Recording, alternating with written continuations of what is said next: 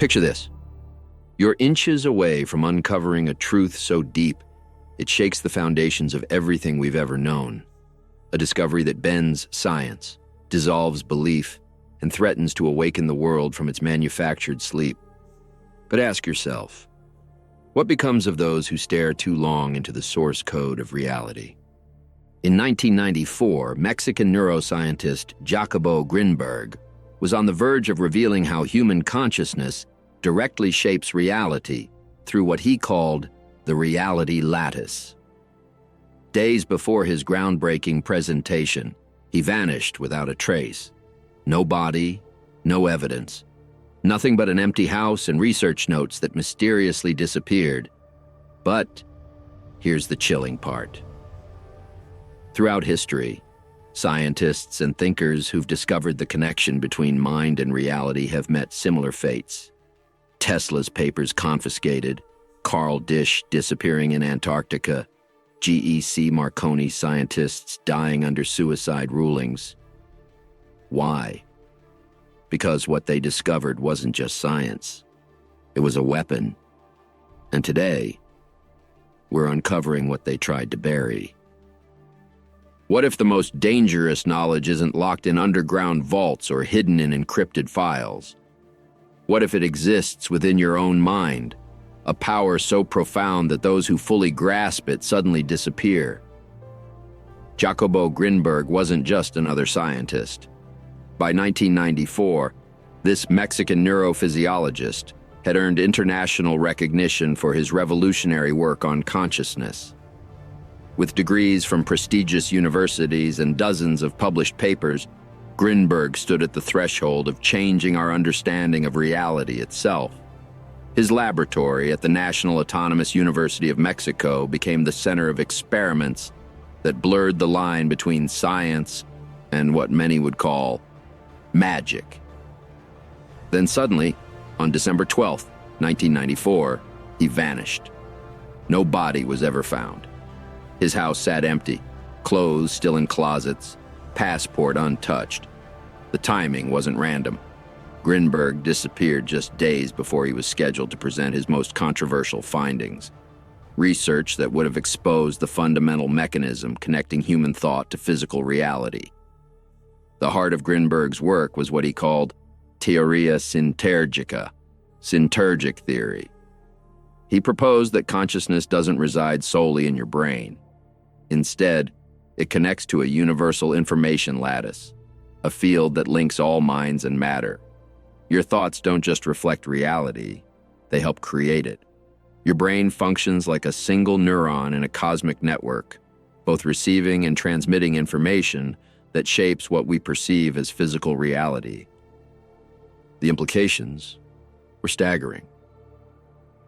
Grinberg had mathematically formulated what mystics had claimed for centuries. Your thoughts literally shape the world around you. Look at what happened to his research after he vanished.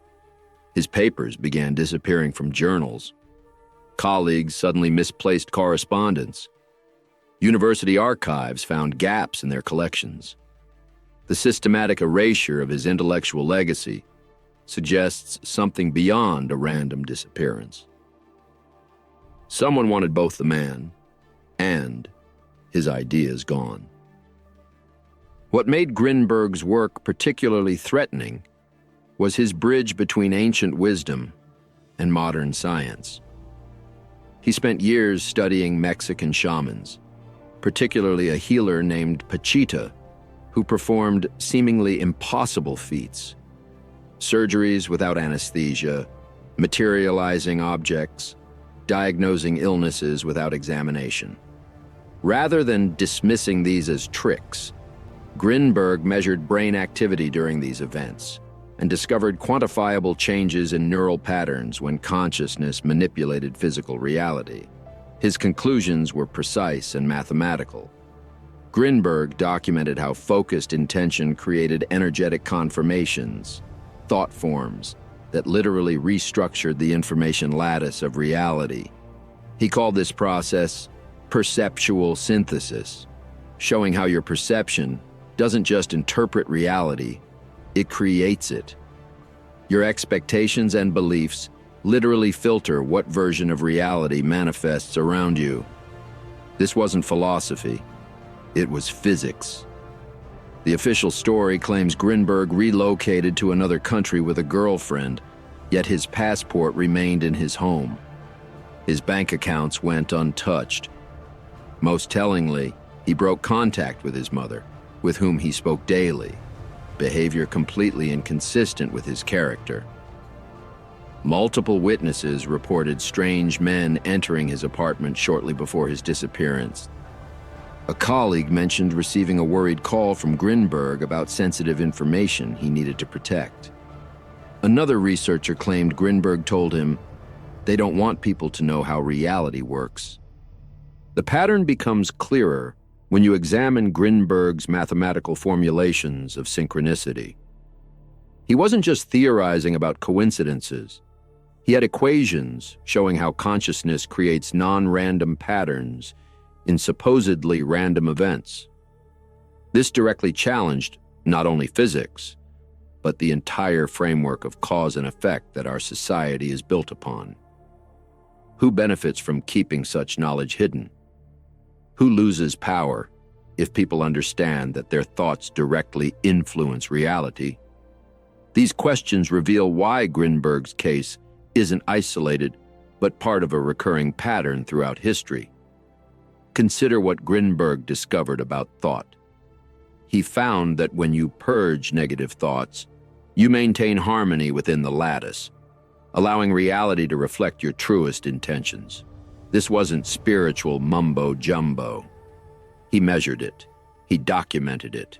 He was about to prove it publicly. Grinberg's disappearance follows the exact template we see repeatedly with researchers who discover the mind-reality connection. First comes academic ridicule, then character assassination. Finally, when the evidence becomes too compelling to dismiss, the researcher themselves disappears or dies under mysterious circumstances.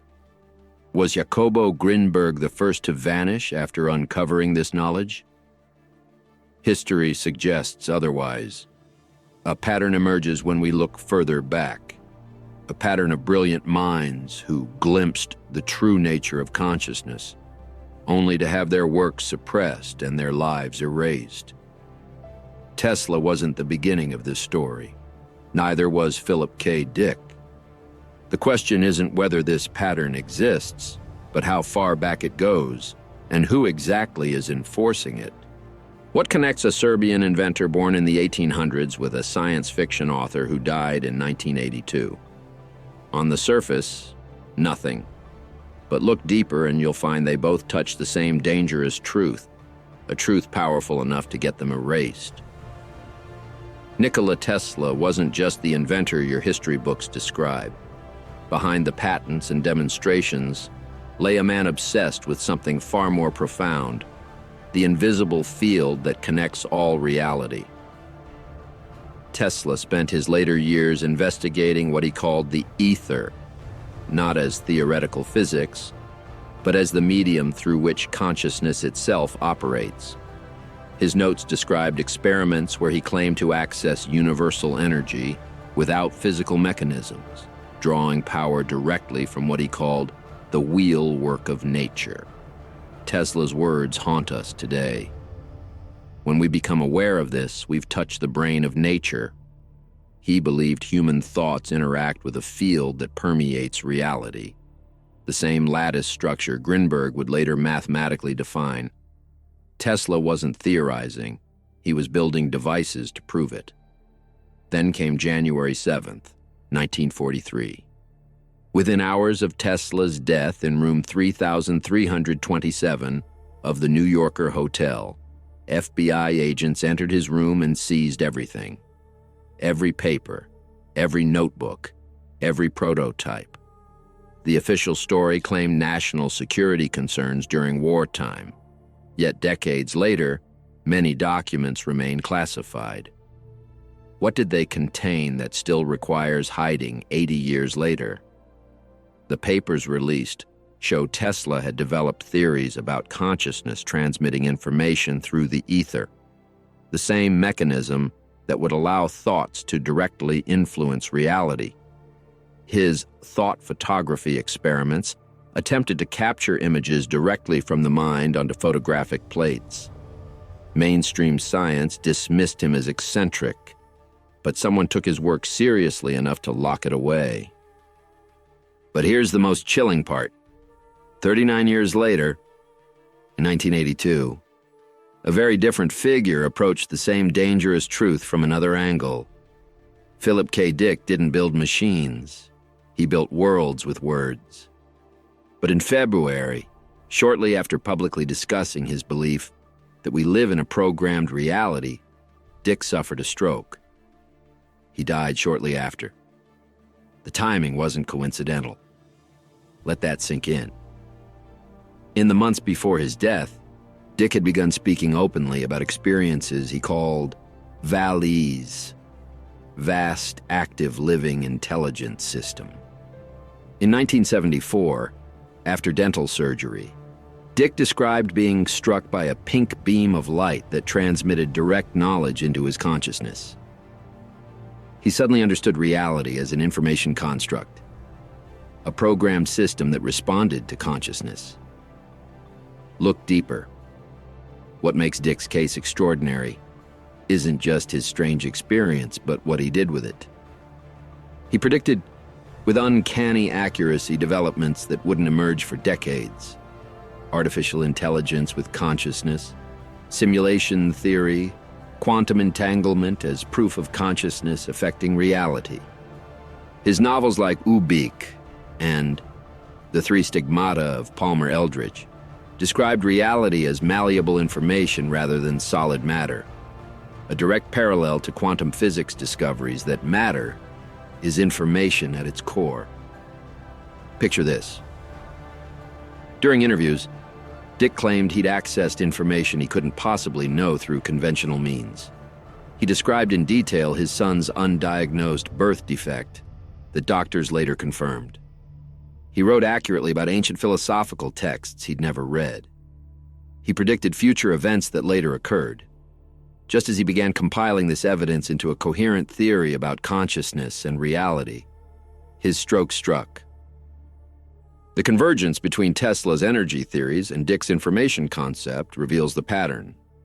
Tesla approached from the direction of energy fields, showing how consciousness affects the ether, creating effects that violate known physics. Dick approached from information theory, revealing reality as responsive code that interfaces directly with mind. Different languages describing the same mechanism, the reality lattice. Here's the truth they don't want you to know. Both men faced identical treatment. Initial ridicule from peers, growing isolation within their fields, financial struggles despite previous success, dismissal of their most important discoveries while their safer work received recognition. And ultimately, the physical removal of their research or themselves. Their suppression follows a template so consistent it suggests protocol rather than coincidence. First, marginalize the researcher by attacking credibility. Then isolate them from institutional support. Finally, when those methods fail, ensure their most threatening work disappears, either through confiscation, destruction, or the convenient death or disappearance of the researcher themselves. Think about this. The question isn't whether Tesla and Dick discovered something true. The question is, what specific insight made them dangerous enough to silence? What aspect of consciousness interacting with reality threatens power structures severely enough to justify erasure? Here's the kicker. The answer emerges when we examine what happened to other scientists who approach this knowledge from completely different directions.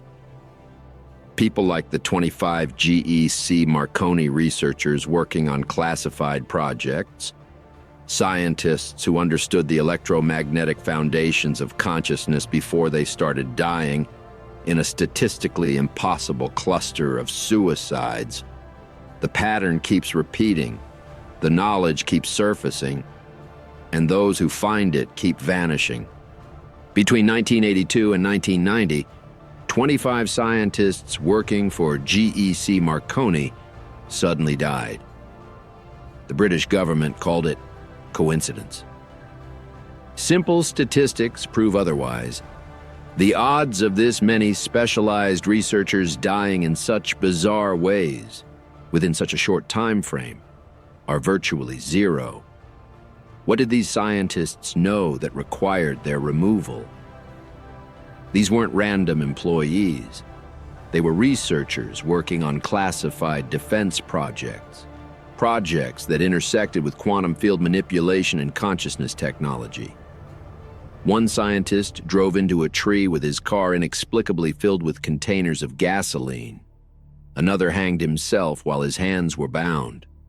A third, supposedly, decided to fill his home with carbon monoxide, the official verdict for almost all: suicide. But examine their research. These scientists worked on electromagnetic systems that operated at the boundary between physical matter and energy fields. The same boundary where consciousness interacts with reality. The same intersection Grinberg's lattice theory explored. Their work involved what they called non-local quantum effects, the technical term for how consciousness affects physical reality across space and time. What's most revealing isn't what these scientists created, but what they discovered while creating it. Several were working on communication systems using quantum fields, technology that would allow instant transmission of information, regardless of distance. Their research accidentally revealed that human consciousness already uses this same mechanism. Your thoughts already travel through the reality lattice, affecting physical systems without physical contact. Digest that slowly. It's deeper than it seems. This wasn't just theoretical. They measured it, they documented it, and then they began dying. The pattern reveals itself when you notice how all 25 deaths share a remarkable trait: the removal of research notes. In every case, personal papers and experimental data disappeared from homes and offices. Colleagues reported missing files. University archives found unexplained gaps in research records. The scientists weren't just killed, their knowledge was purged. The same pattern emerged far from England, at Earth's southernmost point. In 1965, ionospheric physicist Carl Robert Disch walked out of the radio noise building at Byrd Station, Antarctica. The distance to the main station complex was only 7,000 feet, a straight path he'd walked numerous times before. He never arrived. Search parties found nothing. No body, no tracks in the snow, no evidence of what happened. Disch simply ceased to exist between one point and another. What makes this case significant isn't just the disappearance, but what Disch was researching: the ionosphere's role as the boundary between Earth's electromagnetic field and cosmic energy. The ionosphere isn't just atmosphere. It's where Earth's energy field interfaces with consciousness. Ancient cultures called it the firmament, the membrane between physical and spiritual realms. Modern science confirms the ionosphere carries measurable frequencies that affect human brain activity. Disch discovered that this boundary responds to conscious intention, the same mechanism that allows thoughts to affect reality through Grinberg's lattice. 6 years after Disch vanished, something impossible happened. In 1971, a transmission reached McMurdo Station. The message claimed to be from Disch himself, stating he was alive. Officials immediately labeled it a hoax. No investigation followed. No analysis of the transmission's origin. The message was erased from records, mentioned only in personal accounts of station personnel. Disch isn't an isolated case. The pattern extends to researchers across decades and disciplines who approached the same fundamental truth from different angles. Geologist James Powell disappeared while researching electromagnetic anomalies in the Arizona desert in 1979. Biophysicist Donna Hawley vanished from her London flat in 1988 after discovering synchronous patterns between human brain waves and Earth's magnetic fluctuations. Russian quantum physicist Alexei Volkov disappeared in 2002 while developing a mathematical model of consciousness as a field phenomenon. The connection between these cases becomes clear when you map what each researcher discovered. Consciousness isn't contained within your skull. It extends through a field that connects all reality. Your thoughts don't just affect your brain, they affect the fabric of physical reality itself. And someone is willing to kill to keep this knowledge suppressed. The pattern isn't random. It isn't coincidence. It follows a precise logic. Anyone who proves the direct connection between mind and matter, between consciousness and physical reality, becomes a threat to those who maintain power by convincing you of your powerlessness. Think about it. What happens when people discover they collectively create reality? What happens to economic systems based on artificial scarcity? What happens to control mechanisms built on fear? What happens to hierarchies that exist only because you believe in their permanence? These deaths and disappearances aren't about protecting scientific secrets. They're about protecting power. The most dangerous knowledge isn't how to build bombs or hack computers. The most dangerous knowledge is the truth about your own consciousness, its ability to connect with and shape the reality lattice that forms our world. The question isn't whether this suppression exists. The evidence forms an undeniable pattern. The real question is, who benefits from keeping you disconnected from your power to shape reality? Look at the pattern we've uncovered. Grinberg vanished after discovering the reality lattice. Tesla's papers disappeared upon his death. The GEC-Marconi scientists met impossible suicides. This isn't random chance. This is systematic removal of those who understand how consciousness directly shapes our world. Your thoughts don't just reflect reality, they create it. The math proves it. The experiments confirm it. The deaths verify its importance. Those who control this knowledge control what you believe is possible. They maintain power by keeping you disconnected from your own ability to shape reality. You've glimpsed the truth now. The question isn't whether this knowledge exists. The question is, what will you do with it?